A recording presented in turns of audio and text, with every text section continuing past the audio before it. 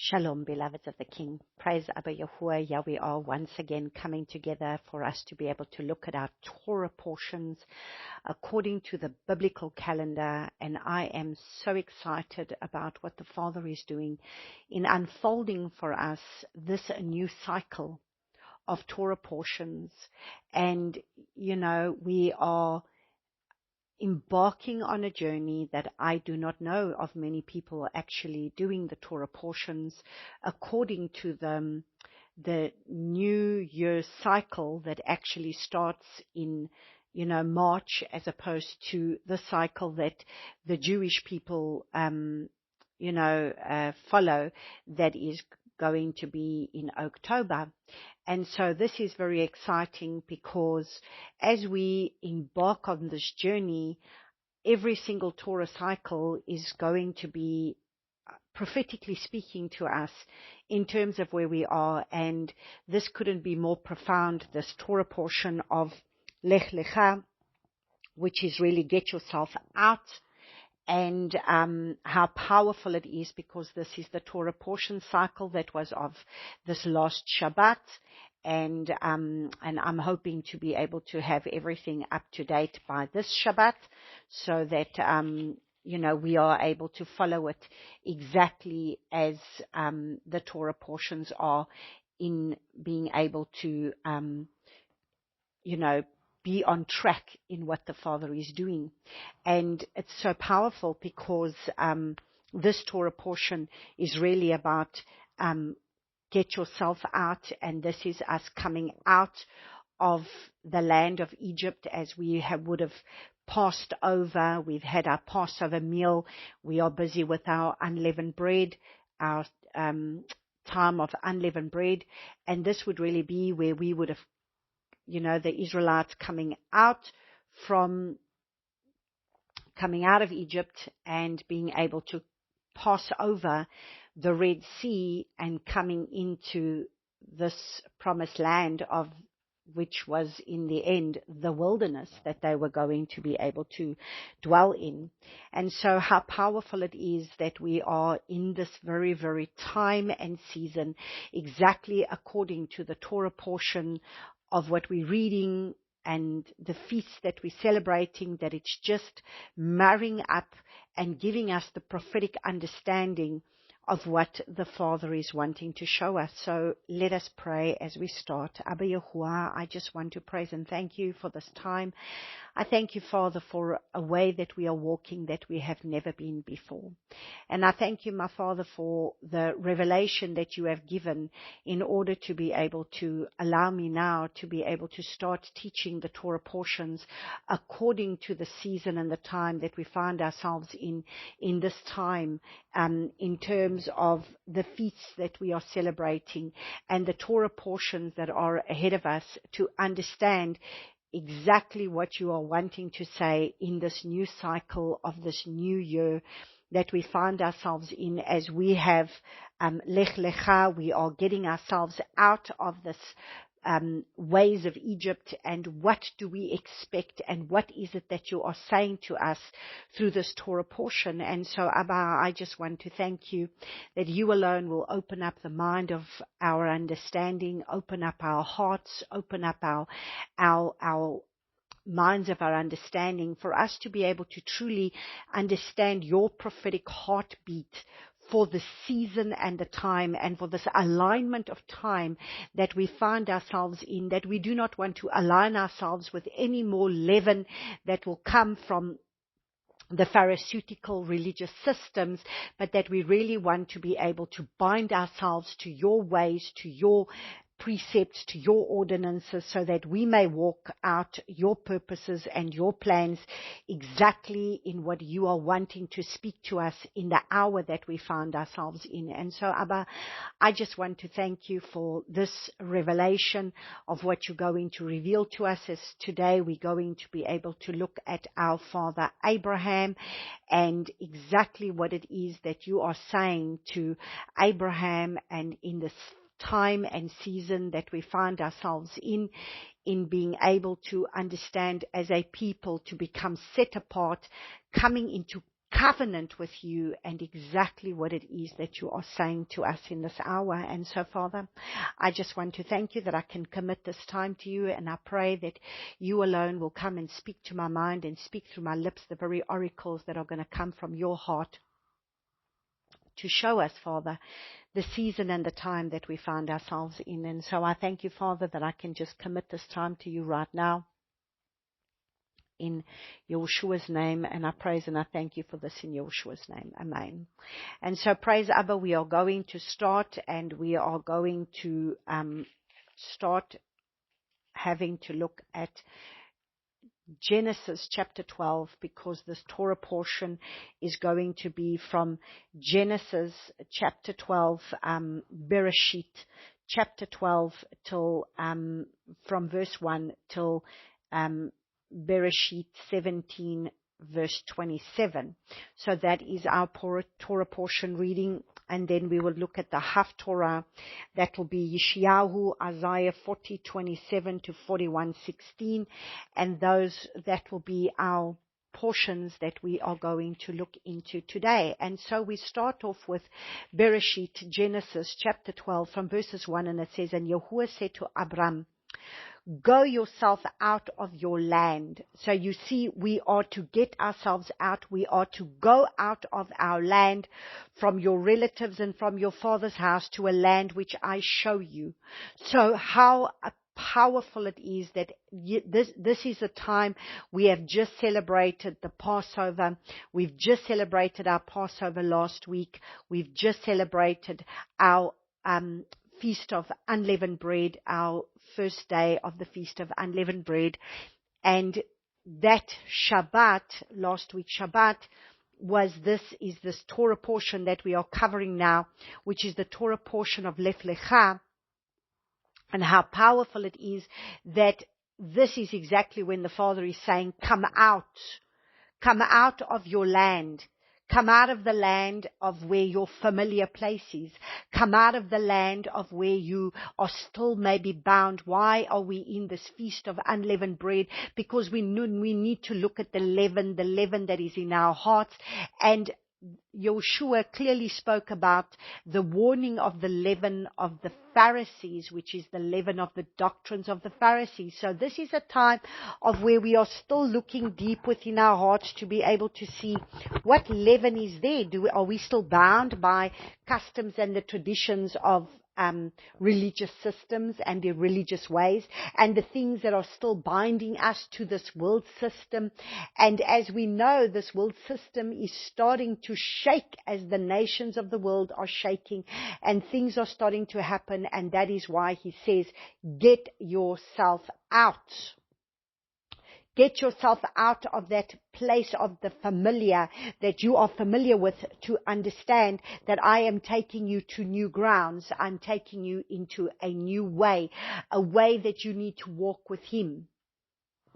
And so we see, and it says, go yourself out of your land, from your relatives and from your father's house, to a land which I show you.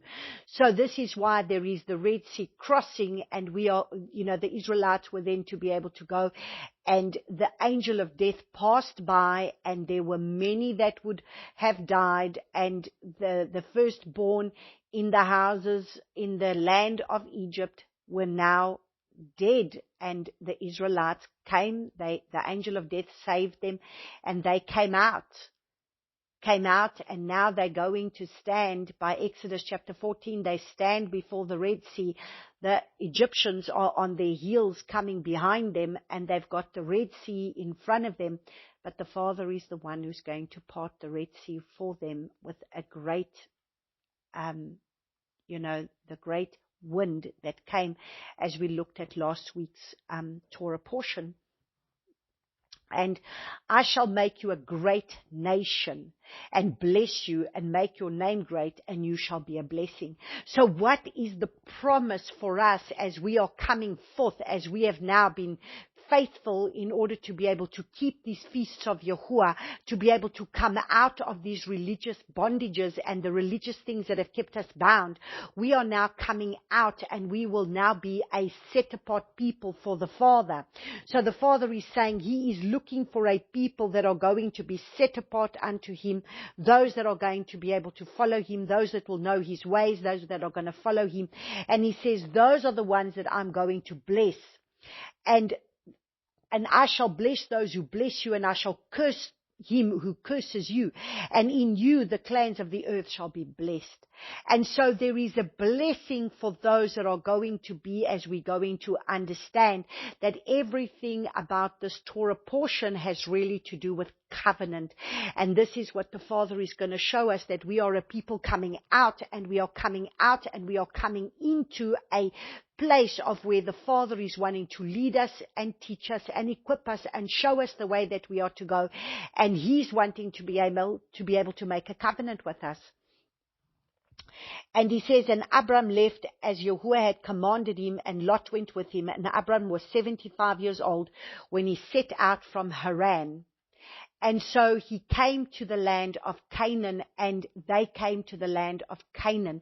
And Abraham passed through the land of the place of Shechem as far as the terebinth tree of Moreh, and that time the Canaanites were in the land. And Yahuwah appeared to Abram and said, to your seed I give this land. And he built there a slaughter place to Yahuwah, who had appeared to him.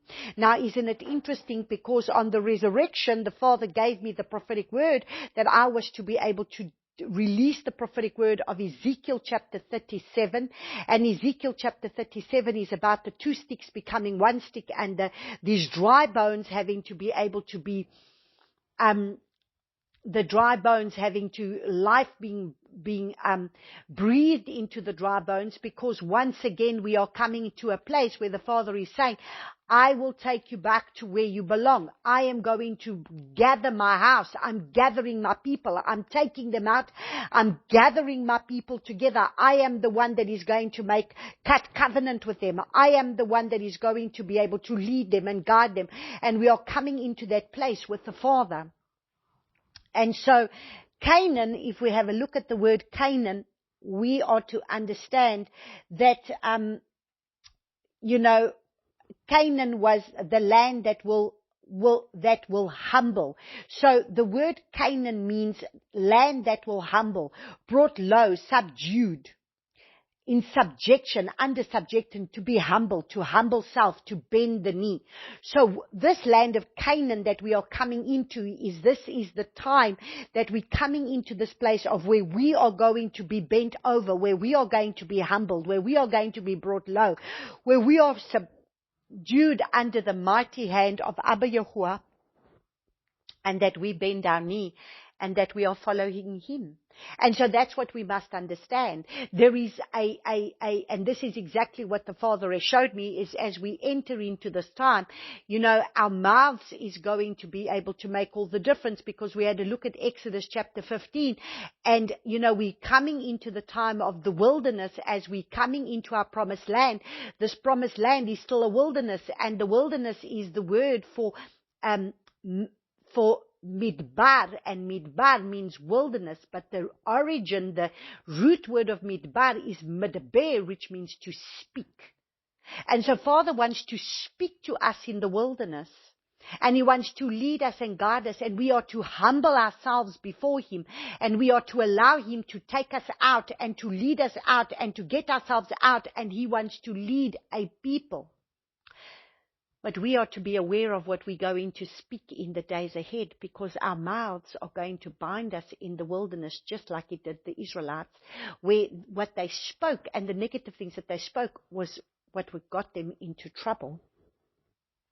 And so if we have a look and we see, it's so interesting, because here we see the beginning of the genealogy. This is the beginning of the genealogy of Abraham, and we are prepared to leave. Are we prepared to leave everything behind? Are we prepared to leave everything, the familiar that we know, the ways that we know, and be able to follow the Father? And so the Father shows us that we are to be able to leave everything, leave our family, leave our friends, leave everything, and be obedient to the Father. So we are to be able to leave everything and follow the Father. And here we see we are crossing over. Abba is going to make us into a great nation. There is a promise for those that are now going to be obedient to do what the Father wants them to do. And so that is why the Father is wanting us to be able to come into this place now, that we will be able to be obedient to Him. And if we are going to be obedient, there is going to be a blessing for obedience. And we are to be prepared to leave all and obey the Father, obey His commands, and enter into our promised land. And this is where the promises of Yahuwah are for us. And so if we have a look at Matthew chapter 4, verses 20, in Matthew chapter 4, verses 20, it says, and immediately they left their nets and followed Him. So in Matthew chapter 4, when Yeshua appeared to the disciples, what did they do? They left their nets, they left everything, and they followed Him. Is that what we are willing to do? We are to lay everything down now, and we are to now make the decision to follow the Father in the way that He wants to be followed. We are not to hold back, but we are to be able to follow through in that which He's wanting us to do. And so in Genesis chapter 12, verses 7, Abraham brings worship. In Genesis chapter, Bereshit chapter 12, verses 7 says, and Yahuwah appeared to Abraham and said, to your seed I give this land. And he built there a slaughter place to Yahuwah who had appeared to him. So Abraham brings worship. Worship will now be very important in the time that we are going into in this time ahead. We are to be the true worshippers that worship the Father in spirit and truth. And in John chapter 4, Abba Yahuwah is looking for true worshippers, those who are going to worship Him in spirit and in truth, because Yahushua spoke and He said, remember, we are now in the time of when we have now celebrated our Passover. We are now past our Passover. We are in the time of the Feast of Unleavened Bread, coming to the end of the Feast of Unleavened Bread. And this is now where we need to understand that we are now coming into that place of where we need to be able to become His true worshippers. And so if we have a look at John chapter 4 from verses 21, says, Yeshua said to a woman, believe me, the hour is coming when you shall neither on this mountain nor in Jerusalem worship the Father. You worship what you do not know. We worship what we know, because the deliverance is of the Yehudim. But the hour is coming, and now is, when true worshippers shall worship the Father in spirit and in truth, for the Father does seek such to worship Him. Alua is spirit, and those who worship Him need to worship Him in spirit and in truth. And so we need to worship Him in spirit, which is the leading of the Ruach HaKodesh, and obeying His spoken word to us, where we literally hear Him speak to us and we are obedient, and then His written word, the word that He's already written, that we are to follow. And so we are to be able to go forward. And then Abraham, in verses 8, it says, and from there he moved to the mountain east of Beit El, and he pitched his tent where Beit El on the west and Ai the east, and he built there a slaughter place and called on the name of Yahuwah.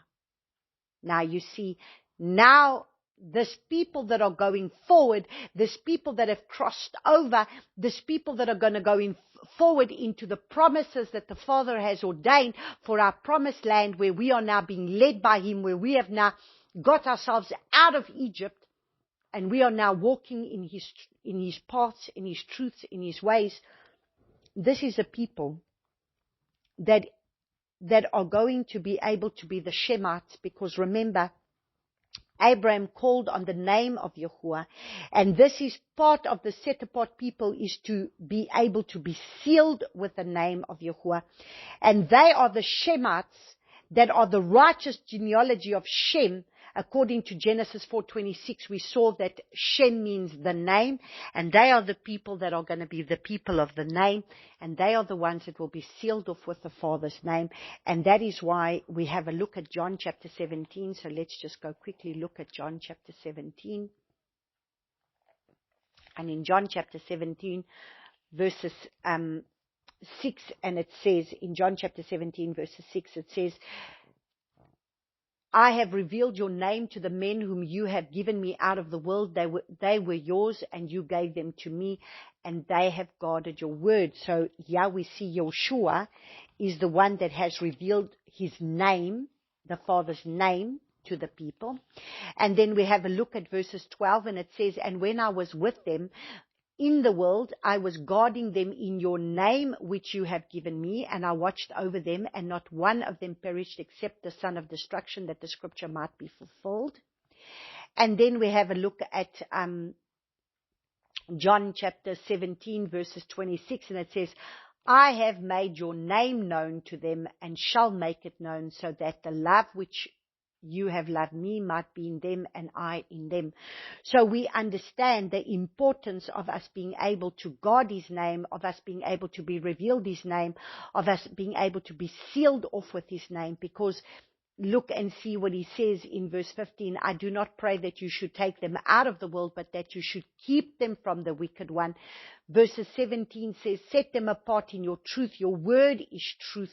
And then in verse 19 he says, and for them I set myself apart, so that they too might be set apart in truth.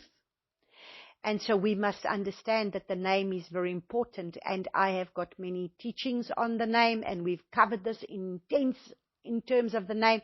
And we know that the Father's name is Yahuwah, because we know that Yahushua comes from the tribe of Yehudah, and that is the only tribe that carries the Father's name, and that is the tribe from which Yahushua is going to come. And that's why he says, I have revealed your name to the men which you gave me.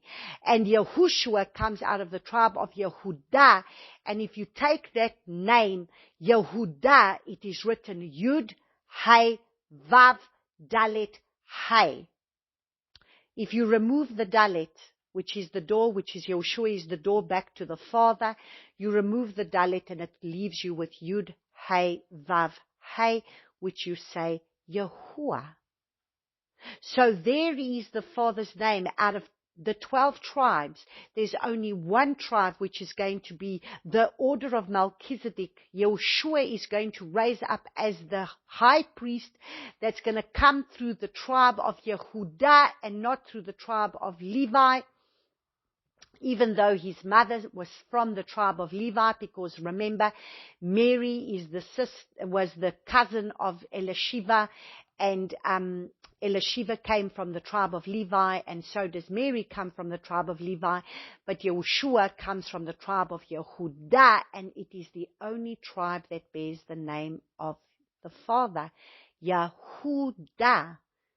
And so the Dalet is the door. If we remove the Dalet, we've got Yud Hey Vav Hey, which is the Father's name, Yahuwah. And so Yahushua is the door back to the Father, which is the Dalet of the tribe of Yehudah. And this is how we know. If we take, for example, the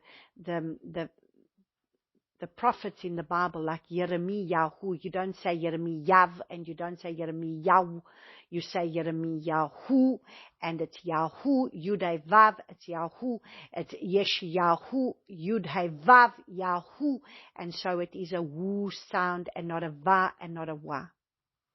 And so praise Abba Yahuwah. We continue to look at our Torah portion. And then we have a look in Genesis chapter 12, verses 10, that we see that, we have a look at see that the name is also the seal, that they will be sealed off in his name. You can go see that in Revelation chapter 14, verses 1. The 144,000 was revealed by the Father's, sealed by the Father's name. And then you've got the word, we had a look at Beit El. Beit El means this is where Abraham pitched this altar that he built to the Father. And this is going to become significant when Jacob, from there, the 12 tribes are going to be able to, the promise of the 12 tribes will come again at the place of Beit El through Yaakov, through Jacob, when he's going to have the dream with the ladder. And Beit El means house of Yah, his dwelling, his habitation, the habitation of Yahuwah. And so everything about the altar that is being built is that there's going to be a people that are going to that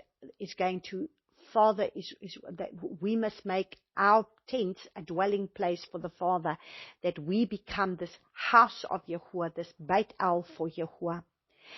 And then a famine in verses 10, we see that famine will come, but what will we do? You see, when the famine came, what did Abraham do? Abraham went back to Egypt. So when the famine comes, are we going to go back to the familiar? Are we going to go back to the place from where we've been delivered? Or are we going to continue to trust the Father? And so from verses 12 to 17, we see the weakness of the flesh. Abraham lies about his wife being his sister, and this causes problems there. And eventually there's a curse that comes upon the Pharaoh, and eventually the Pharaoh says in verses 17, but Yahuwah plagued the Pharaoh and his house with great plagues because of Sarai, Abraham's wife. And the Pharaoh called Abraham and said, what is this you have done to me? Why did you not inform me that she was your wife? And so we see the weakness of Abraham's flesh. We see that Abraham is also a man of the flesh. As much as the Father has appeared to him, he's still weak in his flesh, and therefore he lies and tells the Pharaoh that Sarah is his sister because she's a beautiful woman, and he's scared that they're going to kill him in order to take her, so he lies. In verse 13, in chapter 13, we see he goes back to where he started and goes back to the promised land, and he now has livestock, and he went on his journey from the south as far as Beit El to the place of his tent, and where he was in the beginning between Beit El and Ai. And in verse 4, to the place of the slaughter place, which he had made there at first. And there Abram called on the name of Yahuwah. So here again, we see the significance that Abram calls on the name of Yahuwah. And then in Genesis chapter 13, from 14 to 18, here we see that Abba makes a promise to Abraham of the land that he will give him. So here we see that he talks about the fact that he's going to give him this land, and that the land now, there's strife between the people of Lot, and there's strife, we see in verses 6, and the land was not able to bear them, and they might dwell together, chapter 13, verse 6, for their possessions were great, so that they could not dwell together, and there was strife between the herdsmen, and Abram's livestock, and the herdsmen of Lot's livestock, and at the time the Canaanites and the Perizzites dwelt in the land, and Abram said to Lot, let there be no strife between you and me, and between my herdsmen and your herdsmen, for we are brothers. So you see, even in the promised land where we are, the strife comes up. There is strife, and we must be careful. We must guard the unity so that we do not go into strife. Because of the strife, there is a split that takes place, and now all of a sudden, Lot takes the land of Sodom and Gomorrah, and he goes out there, and then by verse 14, chapter 13, verse 14, again, Father says to Abraham, now lift up your eyes and look for the place where you are, northwards, southwards, eastwards, and westwards, for all the land which you see I shall give to you and your seed forever.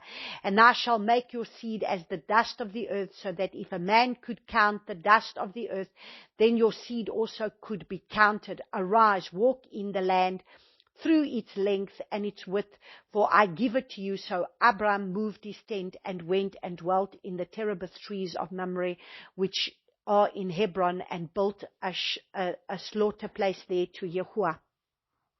And so we see this is the place where Abram goes. He goes out to Hebron, and this is now where the place is where he's going to dwell. By the time we get to chapter 14, we are going to see in chapter 14 that then in chapter 14, then the kings of the earth are going to fight over the land. So is it possible that we know that there is war brewing in the horizon?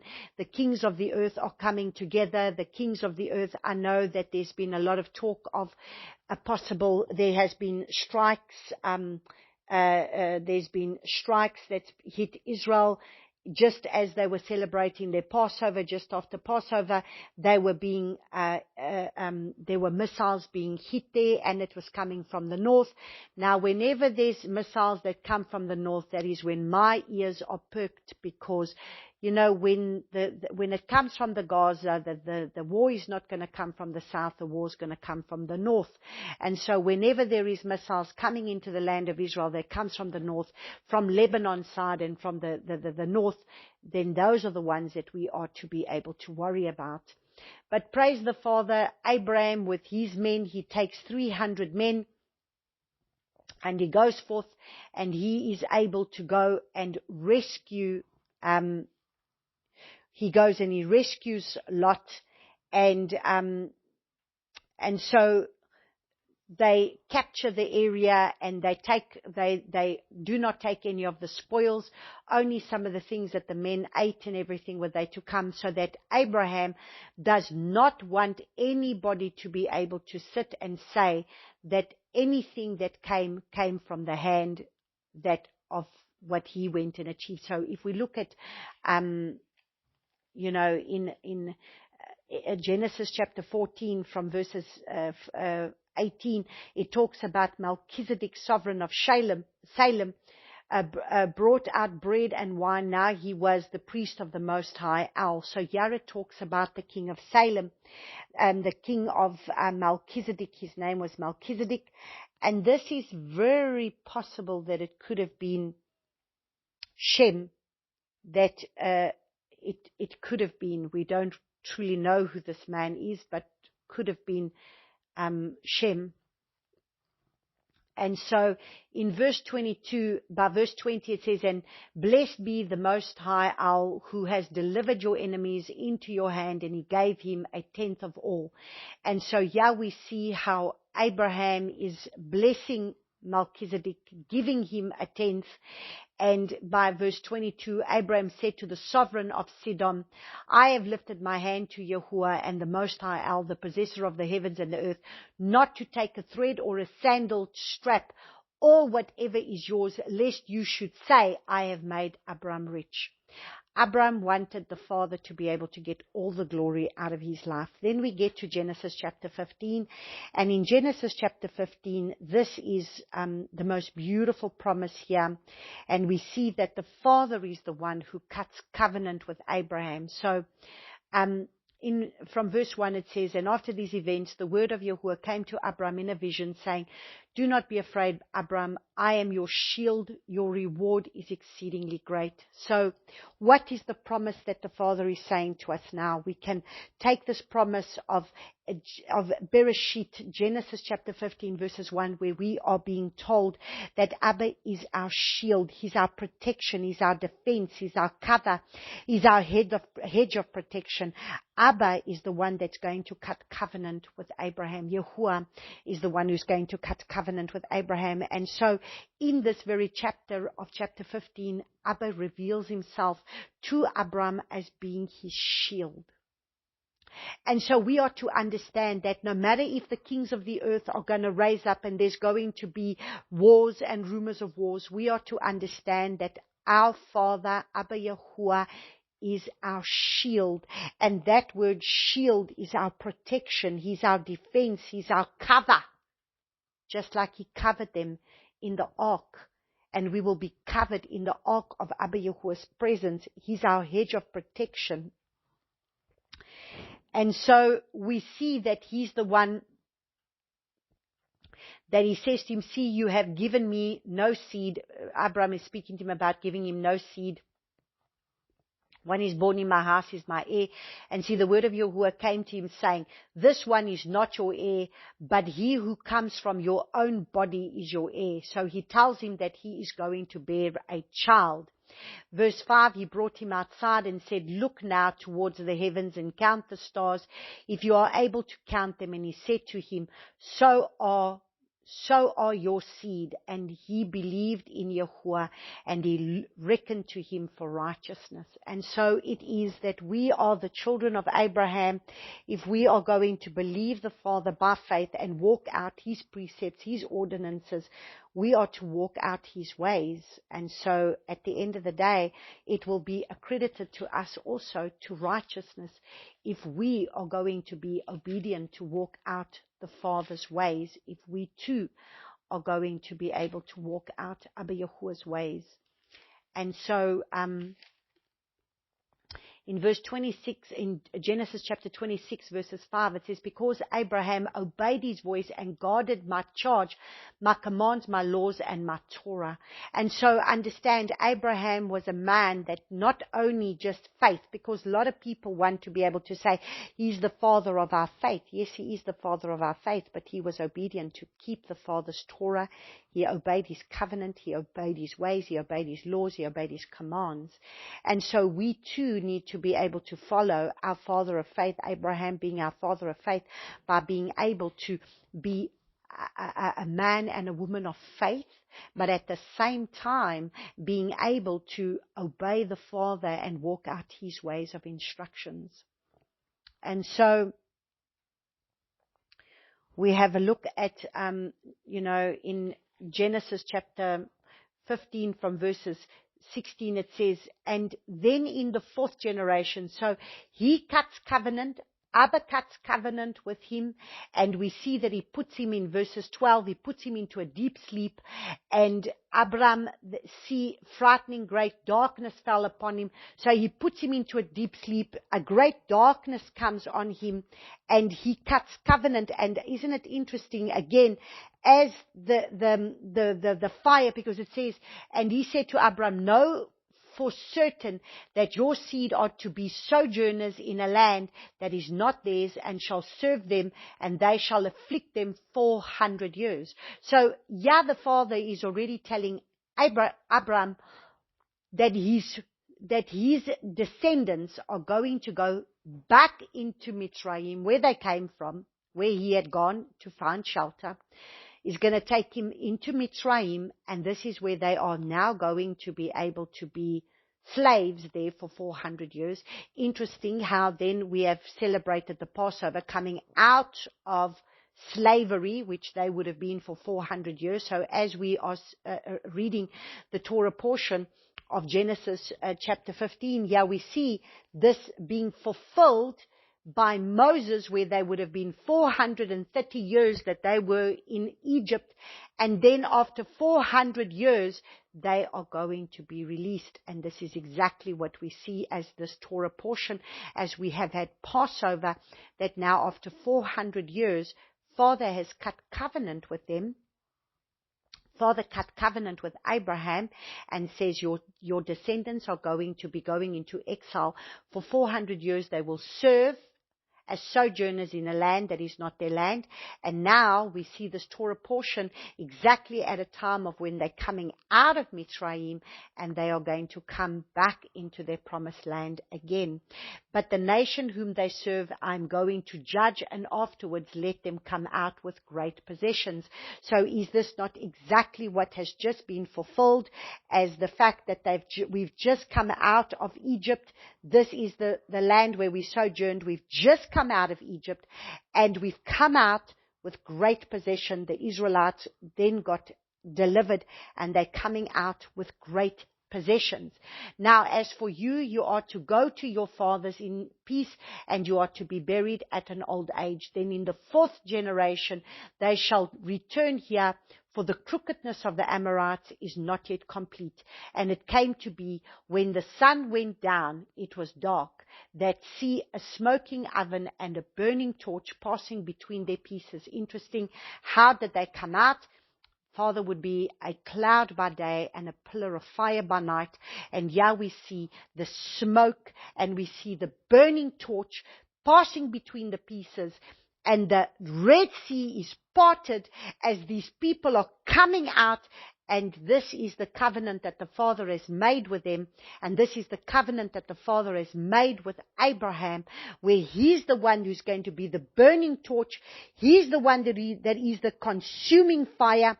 In Hebrews chapter 12, verses 29, it says, "For indeed our Lord is a consuming fire, and He is the pillar of fire that goes before them as they are coming out of the wilderness."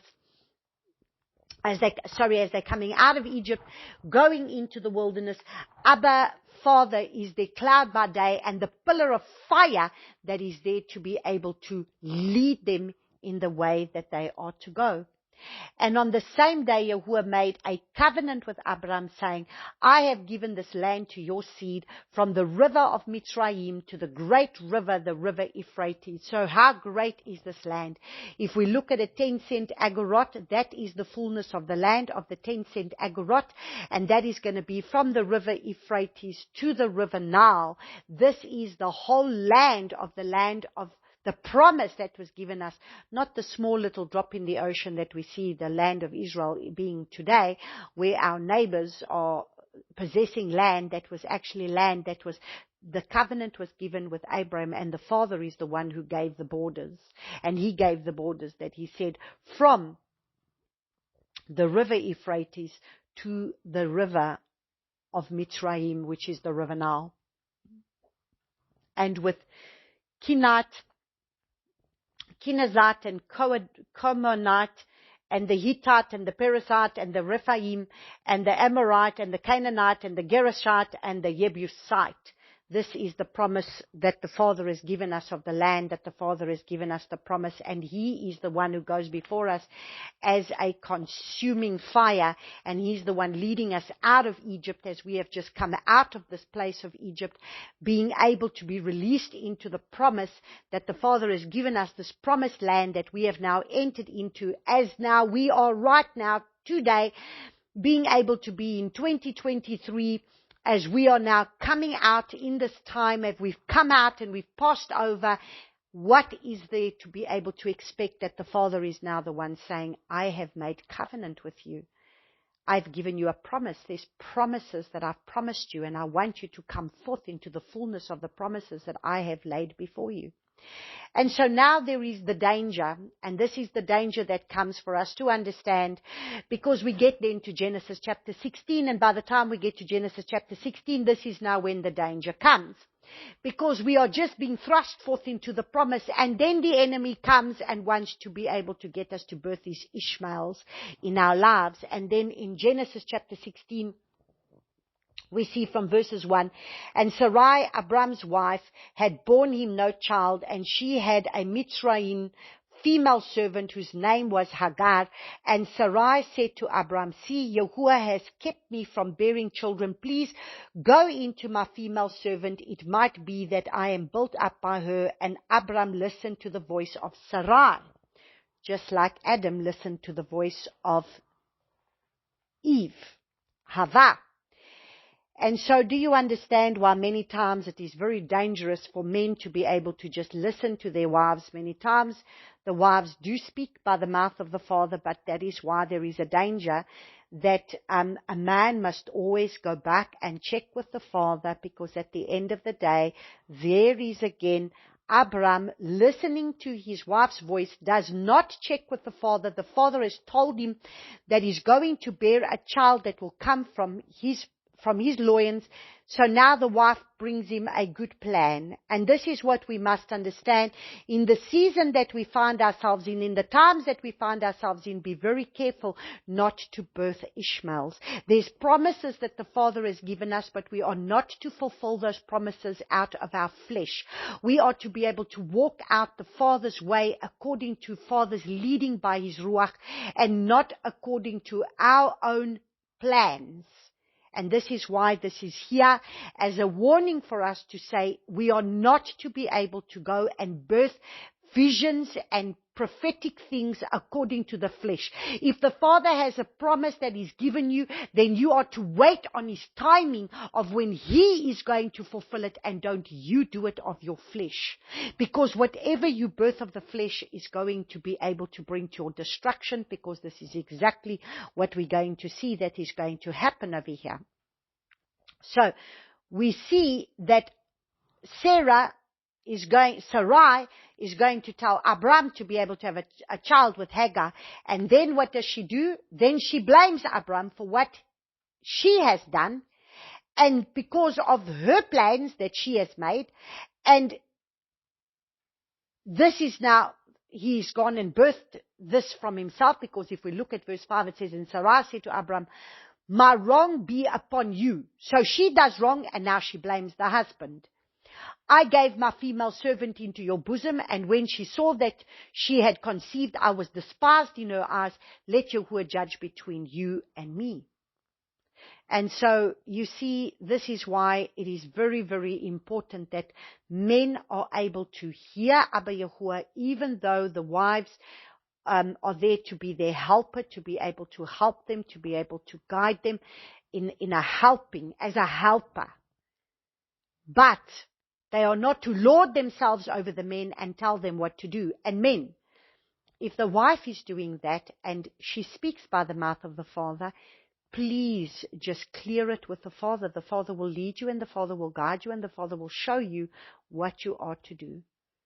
Because at the end of the day, everything that we do needs to be led by the Father, and especially as a man is to be able to be led by the Father. The man is the one responsible to lead his family, because the Father will hold a man accountable to be able to have led his family. And so at the end of the day, the woman can bring suggestions, but she's not to tell him what to do. And so, and even when she brings him a suggestion, let the male listen to the father and clear things with the father. And then all of a sudden Sarai treated her harshly, and she fled away from her presence. She goes away. And then by verse 7, the messenger of Yahuwah found her by a spring of water in the wilderness, and the spring on the way to Shur. And he said, Hagar, Sarai, female servant, where have you come from, and where are you going? And she said, I'm fleeing from the presence of Sarai, my mistress. And the messenger of Yahuwah said to her, return to your mistress and humble yourself under her hand. And the messenger of Yahuwah said to her, I am going to increase your seed greatly, too numerous to be counted. So here we see that the father has a promise also for Ishmael, where Ishmael is also going to be able to be raised up. And the messenger of Yahuwah said to her, see, you are conceiving and bearing a son, and shall call his name Ishmael, because Yahuwah has heard your affliction. And so what does Ishmael mean? Ishmael means Yah will hear. And so the Father will raise up a people that will be His people, which will be the Egyptian people. And there is a promise for Egypt. There is a promise for Mitzrayim. And so Ishmael comes from a Hagar, who was an Egyptian woman. So let's not confuse Ishmael with all the Arab people, because they're not all the Arab people. And he is to be a wild man, his hand against everyone, and everyone's hand against him, and dwell over against all his brothers. So you see, there will be strife amongst him, and there will be strife amongst them, but he too will raise up to be a great nation. And she called the name of Yahuwah, who spoke to her, Yah, you are the owl who sees. For she said, even here I have seen after him who sees me. And so Abba Yahuwah reveals himself to Hagar. So even though Hagar is the female servant, yet Abba Yahuwah reveals himself to her. And she too is going to have a relationship with him. And so then we're going to come to Genesis chapter 17, the last chapter of the Torah portion. And here from verses 1, we read, and it came to be when Abram was 99 years old. Interesting. The father has now been silent to Abraham. He has not spoken to him for 13 years. Because at the end of the day, what did Abram do? Abram went and birthed his own plan. The Father told him that he was going to be the father of many nations. The Father showed him the stars of the heavens. The Father showed him the soil, and he was going to have descendants. But now, what did Abram do? Abram goes and births a child with Hagar that is not his wife, but was the concubine, and this was not the Father's will. Yet, this is what Abraham did out of his flesh. And that is why I'm saying, in the season and in the time, let us be very, very careful of our flesh. And that is why we are going to be able to look at the covenant of circumcision, because this is a time now of where the circumcision of the flesh is going to be of the utmost importance.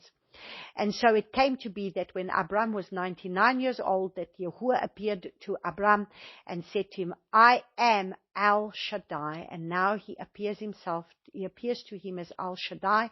Walk before me and be perfect.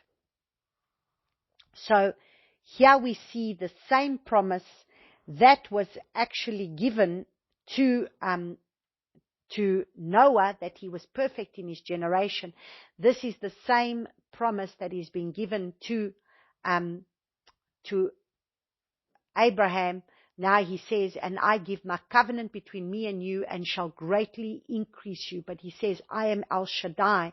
So a Father reveals himself as I am, and I am El Shaddai, the Almighty Yah, the most powerful, the all-sufficient one.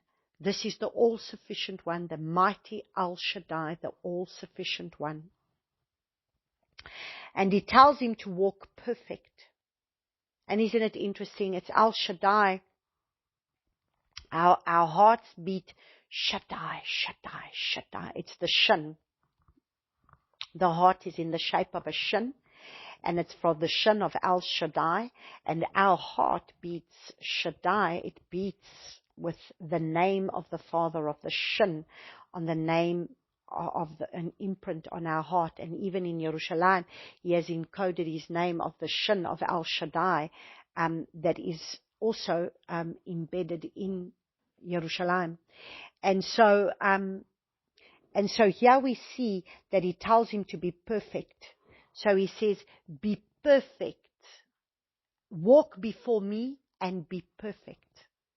Which is what was said of, this is what was said of Noah, that Noah was a righteous man and he was perfect in his generation and he walked with Yahuwah.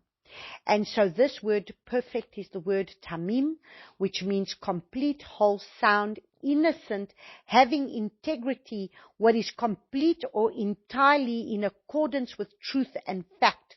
Truth without blemish, without spot, undefiled, upright. So we are to walk upright. We are to walk sound. We are to be able to have integrity. We are to be completely and entirely in accordance with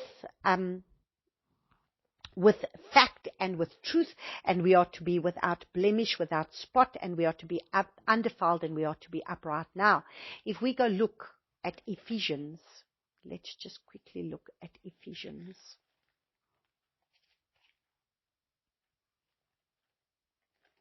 Ephesians chapter 5. If we have a look at Ephesians chapter 5 verses 26 and 27, and it says, in order to set apart and cleanse it with the washing of the word. So he says, okay, from verses 22, Ephesians chapter 5 verses 22, wives, subject yourselves to your own husband as to the master. Because the husband is the head of the wife, as also the Messiah is the head of the assembly, and he is the Savior of the body. But as the assembly is subject to the Messiah, so also let the wives be to their own husbands in every respect. So you see, we see that Sarah was to be subject to her husband, not to go and make a plan of her own. And husbands, love your wives, as Messiah also did love the assembly and gave himself for her, in order to set apart. So you see, the Father is telling us, he wants to set apart and to cleanse, and the washing of the word by the word, the washing of water by the word. So we are to be cleansed by the washing of the water, which is by the word, in order to present it to himself a splendid assembly, not having spot or wrinkle or any of the sort, but that it might be set apart and blameless.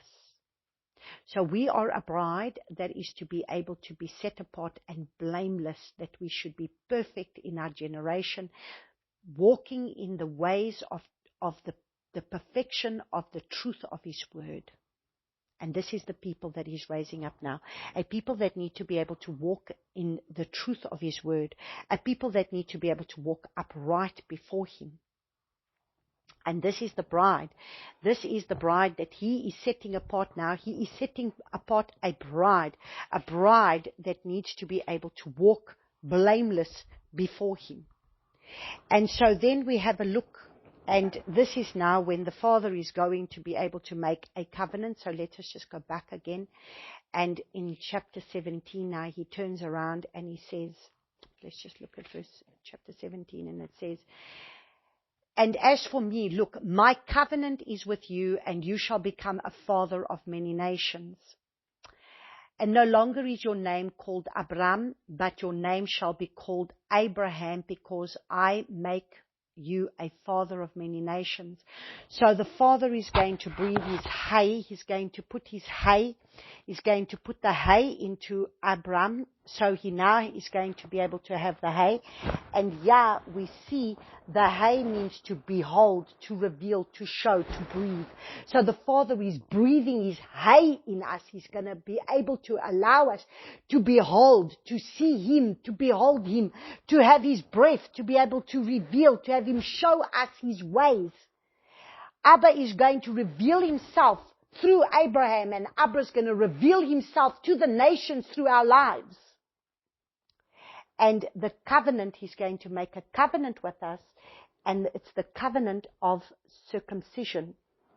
And Abraham is to become a father of the multitudes, a father, the chief of multitudes, where Abram means only exalted father. My father is exalted, the exalted one is my father. But now he is going to be able to become the father of multitudes, of the chief of multitudes. So understand, we now come forth in a covenant with the Father, so that we may be able to make a covenant with those that need to be able to see the Father.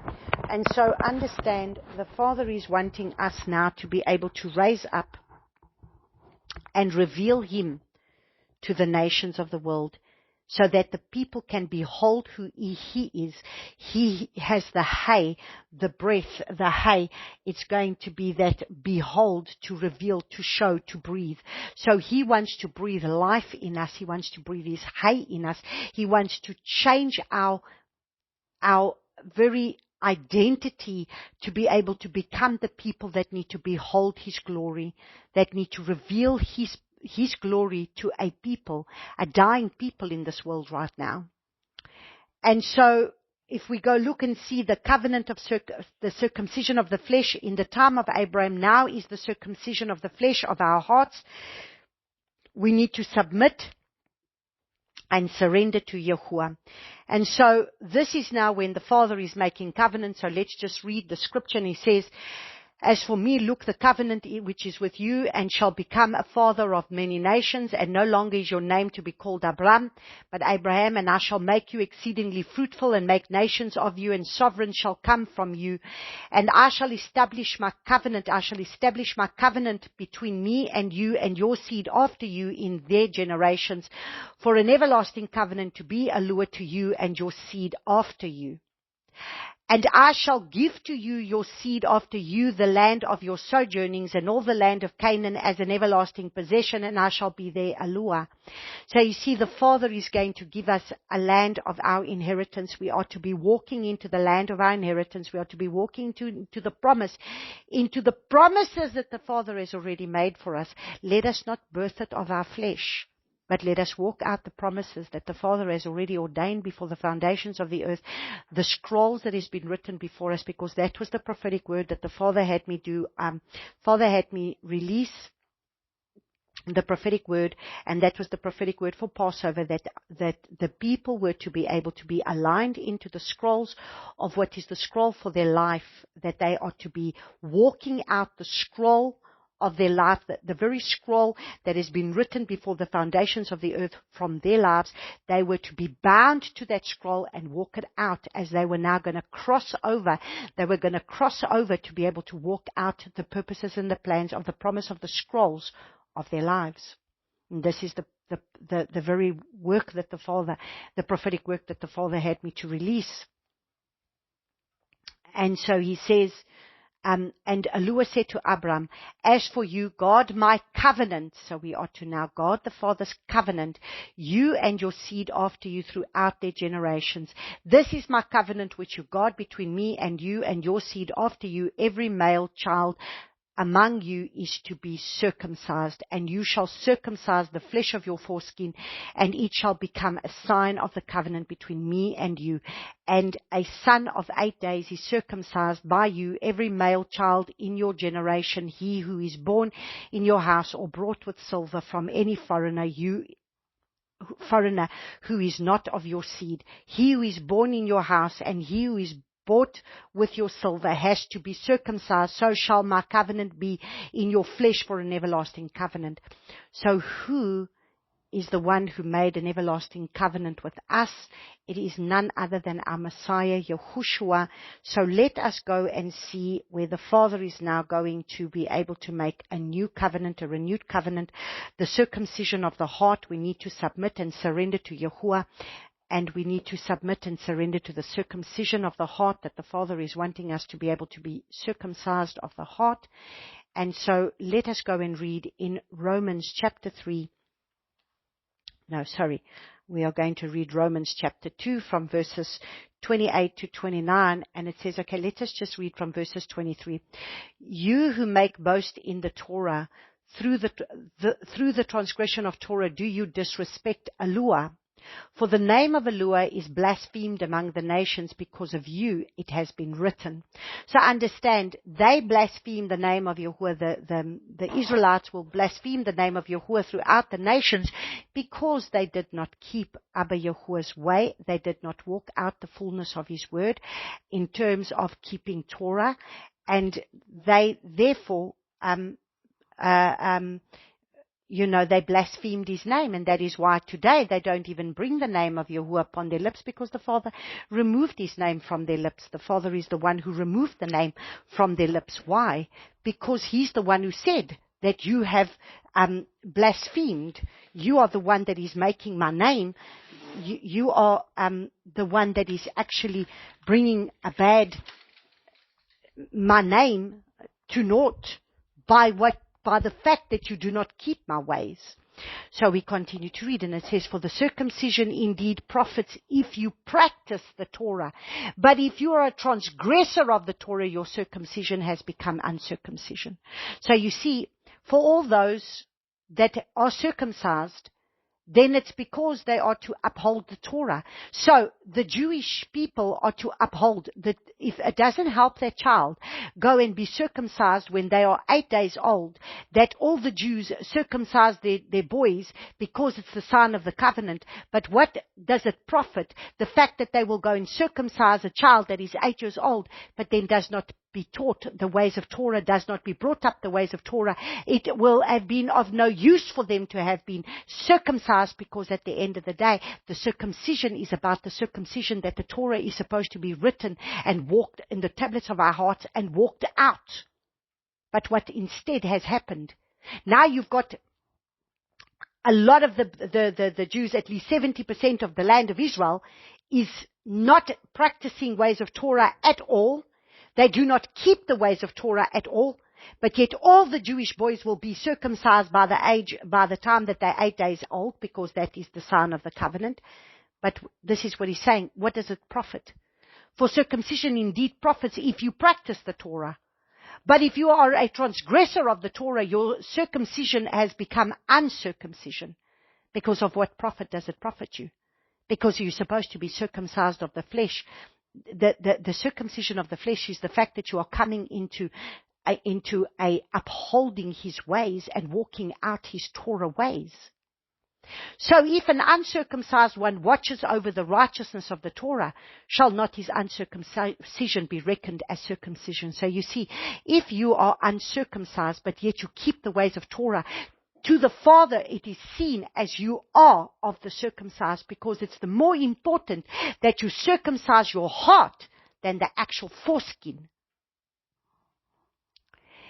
So he says, and if the uncircumcised by nature, so if the uncircumcised who watches over the righteousness of the Torah, shall not his uncircumcision be reckoned as circumcision, and the uncircumcised by nature who perfects the Torah shall judge you, who notwithstanding Lecha and circumcision are a transgression of the Torah.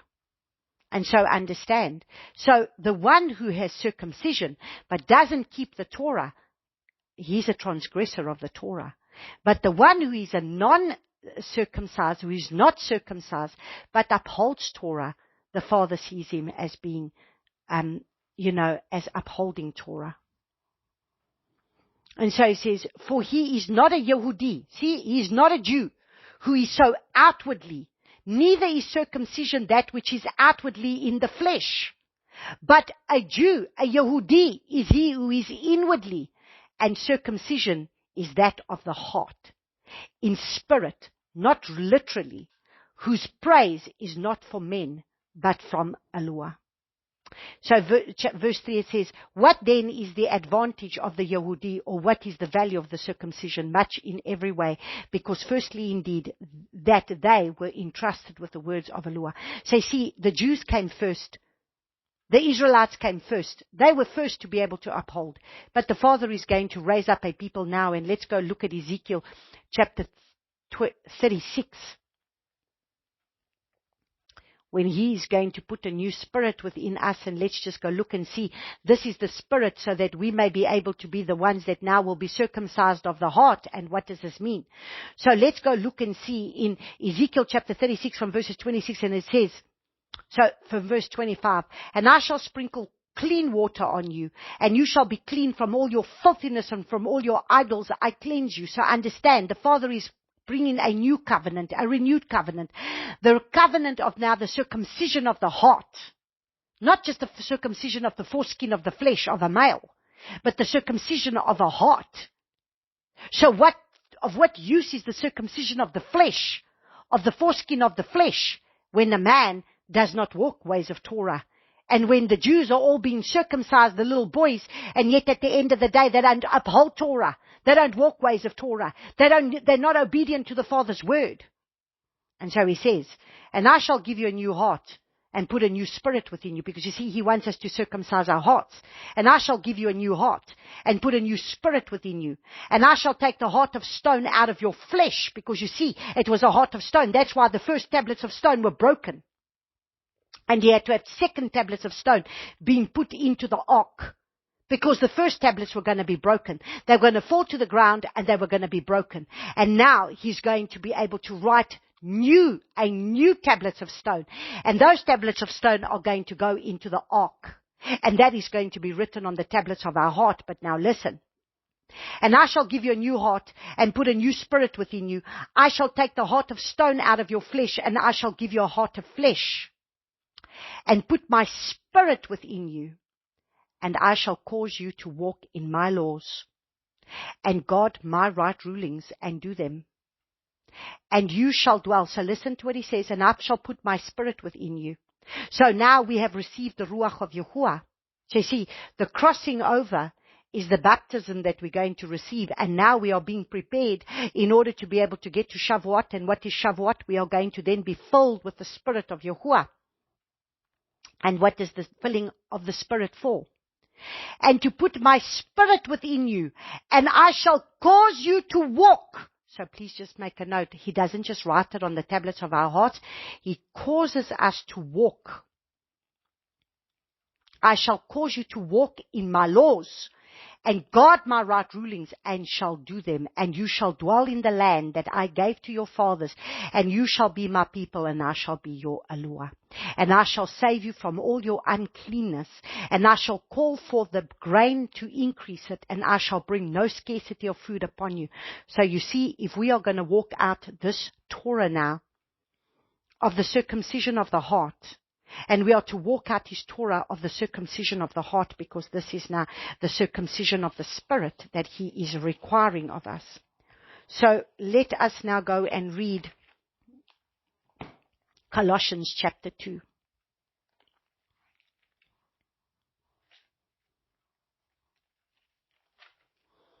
Colossians chapter 2, and it says, we're going to read from verses 8 to 16, and he says, see to it that no one makes a prey of you through philosophy and empty deceit, according to the traditions of men, according to the elementary matters of the world, not according to the Messiah. So understand, we are not supposed to be children of the flesh, following the ways of the flesh. So you see, Abraham comes out of this, he comes into the promised land, famine hits, and then what does he do? He runs to Mitzrayim.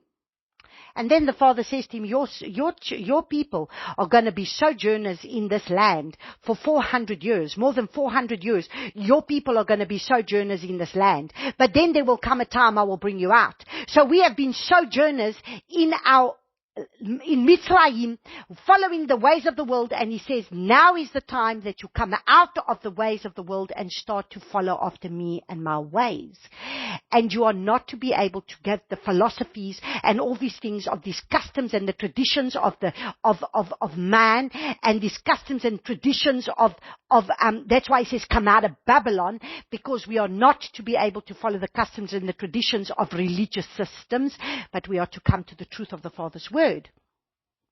And he says, because in him dwells all the completeness of Elohimness bodily. So understand, in Yeshua is the completeness of everything. And he's the one who's by his Ruach is going to teach us in order to be able to walk out the fullness of his Torah ways.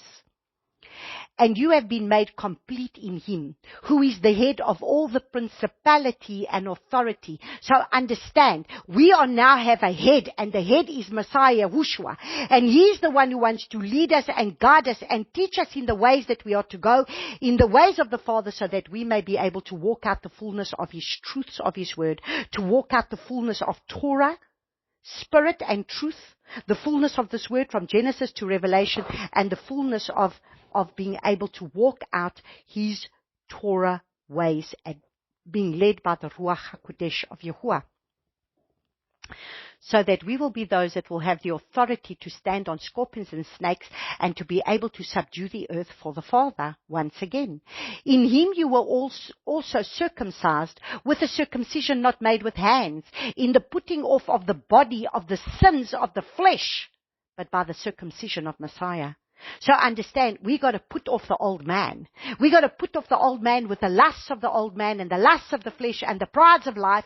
We are to crucify that flesh nature. It's no longer I that live, but Yeshua that lives in me, and through me the hope of glory.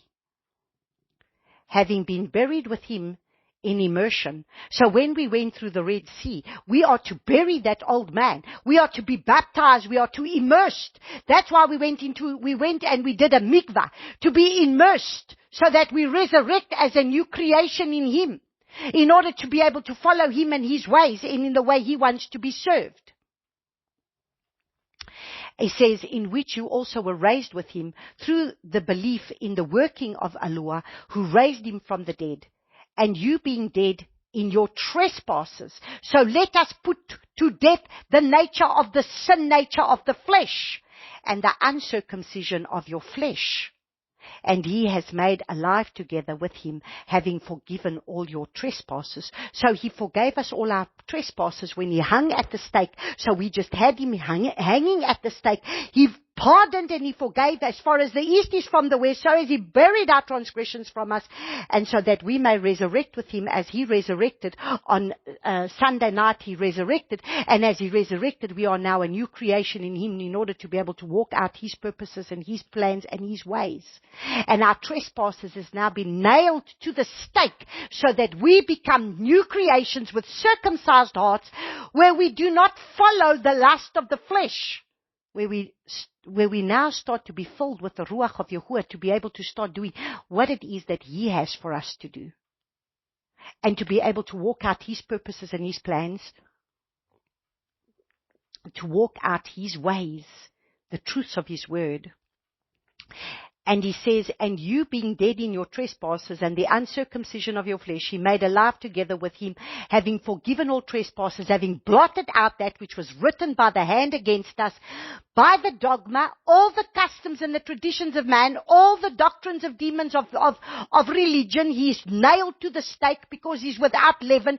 He's without the doctrines of the demons of the religion, by the dogmas which stood against us, and he has taken it out of the way, having nailed it to the stake.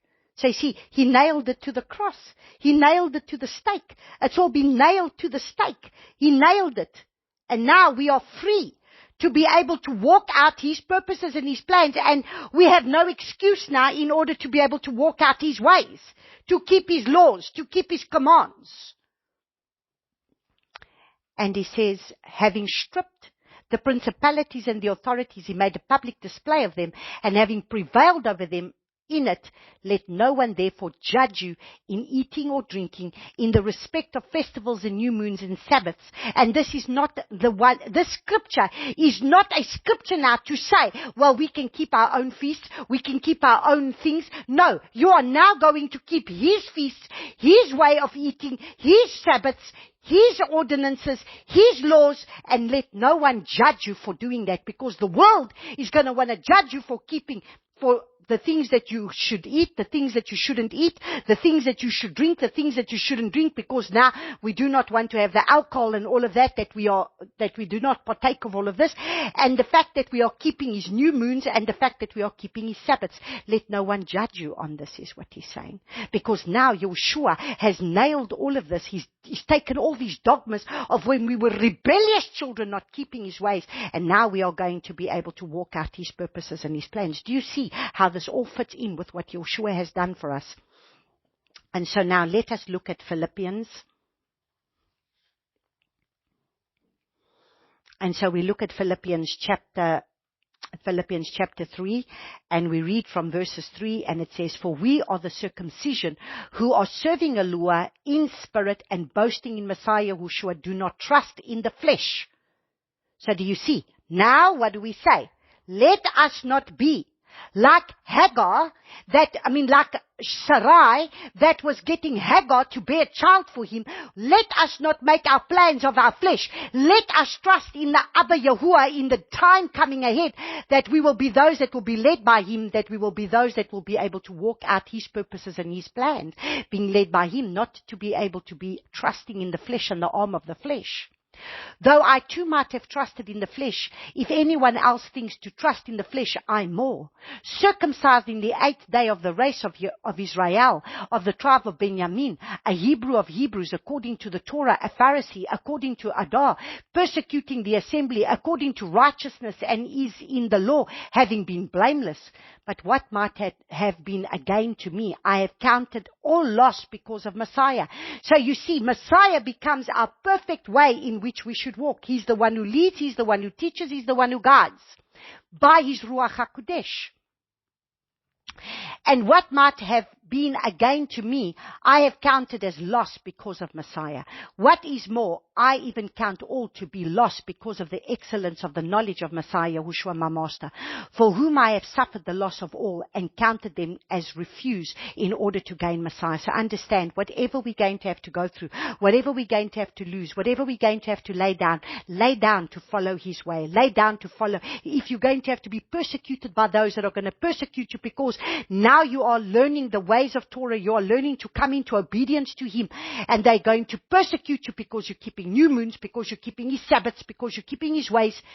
Count all of that you knew before as loss, but to know Messiah and to walk in his way.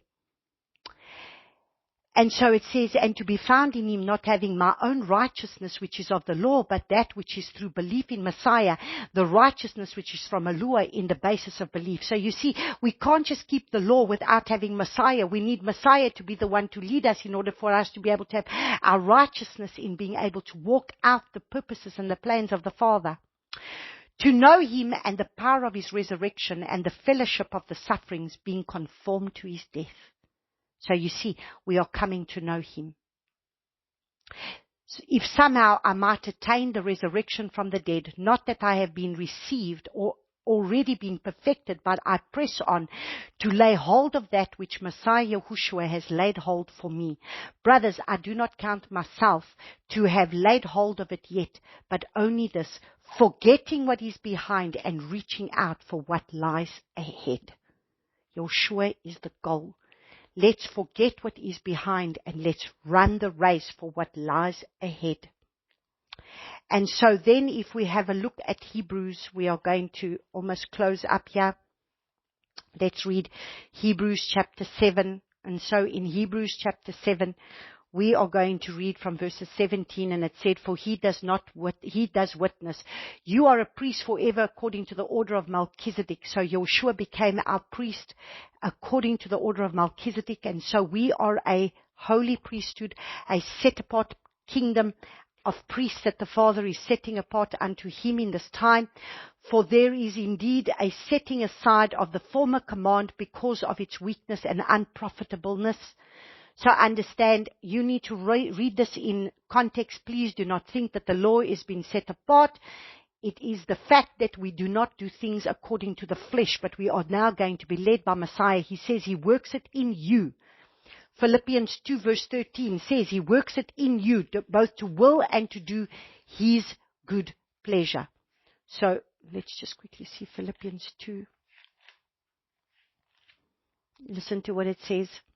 For it is Eloah who is working it in you, both to desire and to work his good pleasure. Do all matters without grumbling and disputing, in order that you be blameless and faultless children of Eloah, without blemish, in the midst of a crooked and perverse generation, among whom you shine as lights in the world.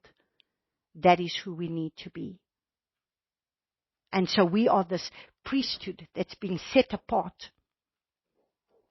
And so understand what he says, that for there is indeed a setting aside of the former command because of the weakness of unprofitableness.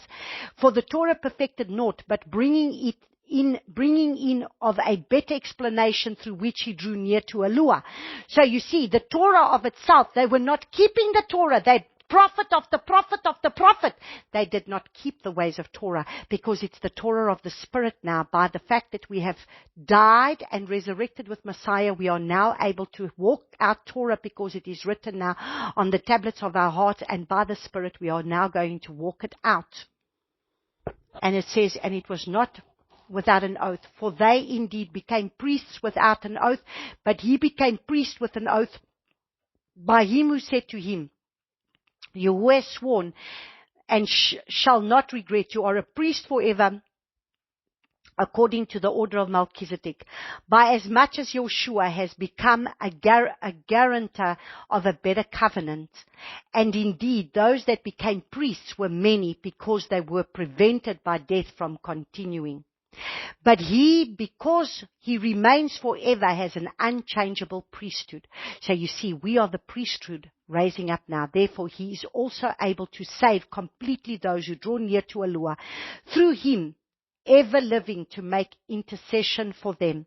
For it was fitting that we should have such a high priest, kind, innocent, undefiled, having been separated from sinners and exalted above the heavens, who does not need, as those high priests, to offer up slaughter offerings day by day, first for his own sins and then for those of the people.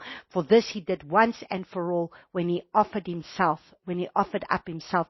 For the Torah appoints a high priest's men who have weaknesses, but the word of the oath which came from the Torah appoints the Son, having been perfected forever. So you see, he is the one perfected forever, the one who's resurrected from the dead, the one who is the Torah of the Ruach that is living within our hearts, that is going to help us to be able to be pleasing to the Father by walking out the fullness of the Torah that we could not do of the flesh.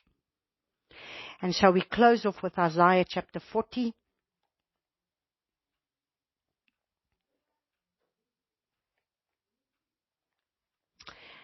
And this is such a powerful scripture in Isaiah chapter 40. And I'm actually going to read from verse 26 because it starts at verse 27, but I want to read from verse 26. Lift up your eyes on high and see who has created these. He is bringing out their host by number. He calls them by name. By greatness of ability and potent of power, a man is not lacking. So the Father is the one raising up a people now that are going forth, filled with the Ruach of Yahuwah. Messiah Yahushua, who is the fullness of Torah. He became the Torah that became the one who lives, the one who has resurrected from the dead, the one who is the living Torah who goes before him. Remember, the Father spoke the Torah. Yahushua becomes the living Torah of the flesh, and the Ruach of Yahuwah is the one who's going to help us to walk it out. And so he says, why do you say, O Yaakov, and speak, O Israel, my way is hidden from Yahuwah, and my rights are overlooked by my Eloah? Did you not know? Have you not heard? The everlasting Eloah, Yahuwah, the creator of the ends of the earth, neither faints nor is weary. His understanding is unsearchable. And he gives power to the faint. So do you see, we have been faint, we have battled, we have gone through many things in this past year, but now he gives power to the faint, and to those who have no might he increases strength. So those who will wait upon Yahuwah.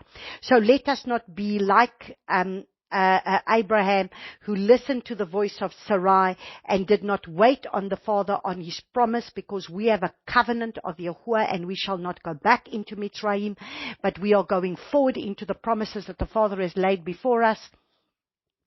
And even youth shall faint and be weary, and young men shall stumble and fall, but those who wait on Yahuwah, so you see, those who wait on Yahuwah renew their strength. They shall rise up the wings like eagles. They run and are not weary. They walk and do not faint. And this is the breed of people that we are. We are those that will wait on Yahuwah, and he will renew our strength, and we will rise up with wings like the eagles. We will mount up on the wings of the eagles. So even though the destruction might come all around us, he will raise us up on wings of eagles. He will carry us on eagles' wings. Revelation chapter 12, that he will send the eagles, and the eagles will carry us to a place of safety. And it says, and they will run and not be weary. They will walk and not faint. And he says, so be silent before me, you coastlands, and let the peoples renew their power. Let them come near. Then let them speak. Let us come together for right ruling. Who raised up the righteous one from the east, called him to his foot, gave the nations before him, and made sovereigns submit to him. He gave them as the dust to his sword, as driven stubble to his bow.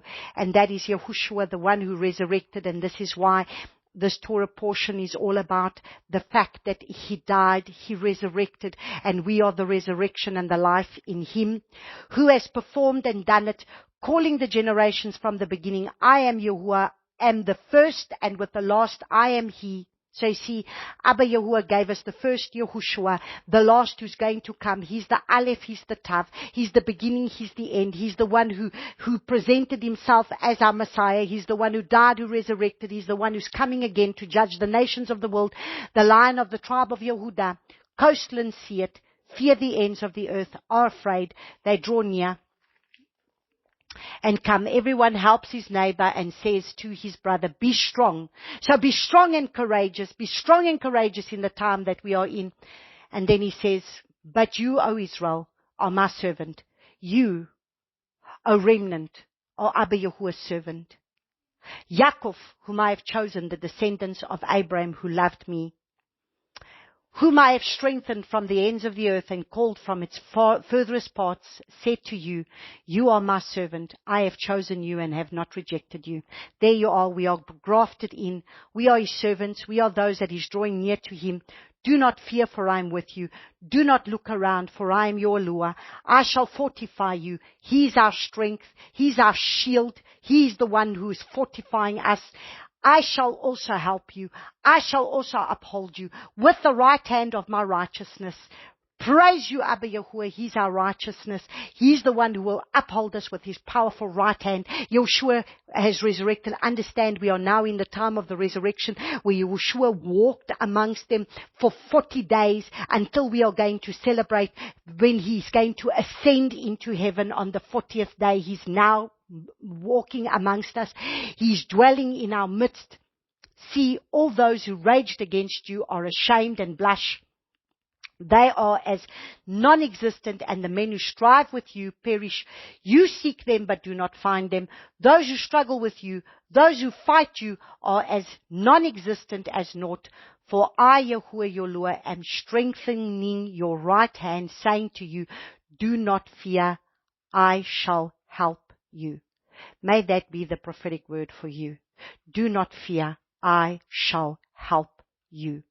Do not fear, you worm Yaakov, you men of Israel. I shall help you, declares Yahuwah, your Redeemer, the set-apart one of Israel, the one who has resurrected, the one who came forth in power and in might. He's the one who's gathering the tribes out of the nations, gathering them unto himself.